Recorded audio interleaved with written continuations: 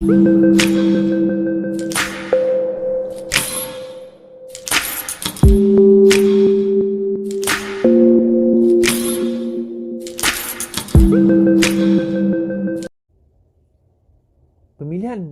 PRU kali ini UMNO akan menang. Okay? PRU kali ini UMNO akan menang. Kenapa UMNO akan menang? Banyak faktor. Tapi UMNO akan menang. Sama ada kamu letak kemah besar atau kamu tidak letak kemah besar, UMNO akan menang. Alah, jangan cakap macam tu. Tak bersemangat kami. Bukan tuan-tuan, kita kena faham macam ni. Itu ramalan. Usaha kita kena usaha lah. Tapi daripada segi matematiknya, itu yang boleh berlaku. Tetapi kalau kita guna kemah besar, not only we going to lose, rakyat akan hilang kepercayaan kepada kita.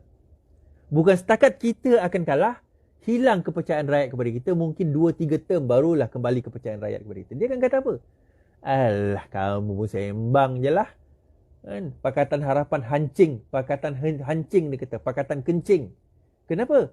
Sebab dulu kamu yang kutuk Mahathir, kamu yang kutuk Safiyah Abdal, kamu yang kutuk Azmin, kamu yang kutuk Zuraidah, kamu yang kutuk Muhyiddin Yassin. Sekarang ini bila nak pilihan raya, kamu bergabung demi kuasa. Bila dah bergabung, dia orang fed up, dia orang tak undi kita, kita kalah. Dah lah kalah. Kalah dalam keadaan kita kena kutuk dan kena maki. Itu saya sebut politik malas, tuan-tuan. Saya sebut politik malas. Politik malas ni adalah politik yang ambil shortcut. Dia ambil shortcut. Belum on mana ni?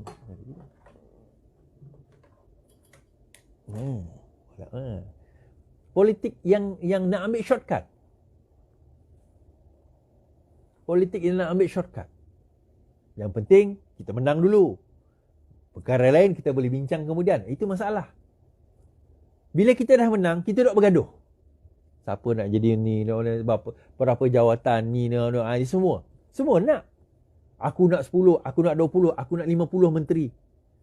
Yang parti kecil pun, dia pun nak jadi menteri juga. Akhirnya rakyat kata apa? Ini je tujuan kau orang masuk pilihan raya. Ini je tujuan kau masuk pilihan raya. Ada yang kata tadi, pastikan 1 lawan 1. Kita tak akan berlaku 1 lawan 1 dalam pilihan raya.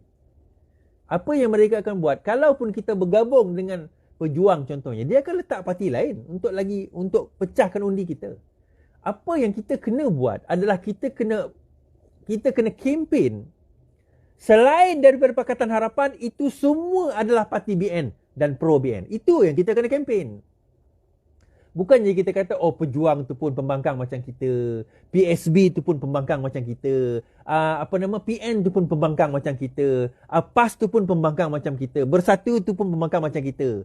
Kalau kamu kempen macam tu, memang kamu kempen menempah maut. Apa yang kita kena kempen adalah pembangkang hanya ada 3. DA4. DAP, Amanah, PKR, APKO di Sabah. Itu je. Pembangkang 4 ni saja. Selain daripada itu adalah ejen-ejen nak memenangkan UMNO. Kempen itu. Itu kempen kita. Dan itu kempen yang kita buat pada PRU PRU ke-14 pada tahun 2018. Kita kata PAS itu bertanding. Dia bertanding untuk pecahkan undi kita. Dia sebenarnya geng UMNO. Dia dapat dana daripada UMNO. Itu kempen kita pada waktu itu. Kalau kita berjaya kita berjaya terapkan ini pada pemikiran rakyat. Dan rakyat tahu bahawa itu semua adalah fata morgana yang dicipta untuk mengaburi mata pengundi yang menyokong pembangkang supaya mereka pecah undi. Dan akhirnya, kalau kita bergabung dengan mereka, apa yang berlaku adalah rakyat akan hilang kepercayaan kepada kita.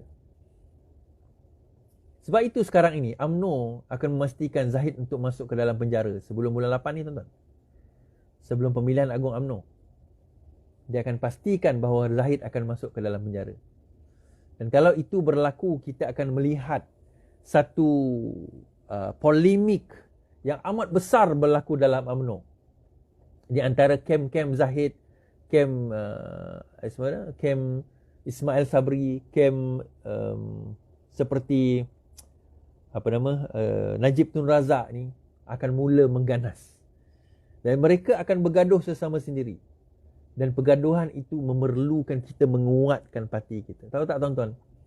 Sekarang ini, mereka berasa gentar dengan kehadiran Rafizi.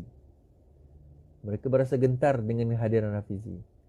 Tetapi kalau Rafizi tak menang pemilihan parti ini, sebenarnya kita dah bagi mereka 1-0 kemenangan. Kita dah bagi UMNO itu menang 1-0. Kita kena pastikan Rafizi menang pemilihan kali ini. Baru kita boleh mendepani, memenangi, memastikan kemenangan rakyat dalam erti kata yang sebenar. Okey. Terima kasih yang menonton. Tolong like. Tolong pergi yang mana Facebook saya tu ada button follow. Klik button follow tu sebab ramai yang tak dapat notification bila saya live dan sebagainya. Klik button follow. Bila you klik button follow, jangan klik default, klik favorite. Klik sebagai kegemaran. Itu, klik button itu. Tolong klik like, tap like. Tolong tap like, tolong share. Tolong bagi tahu rakan-rakan. Kita pastikan, insya-Allah kita menang dalam pilihan raya ni.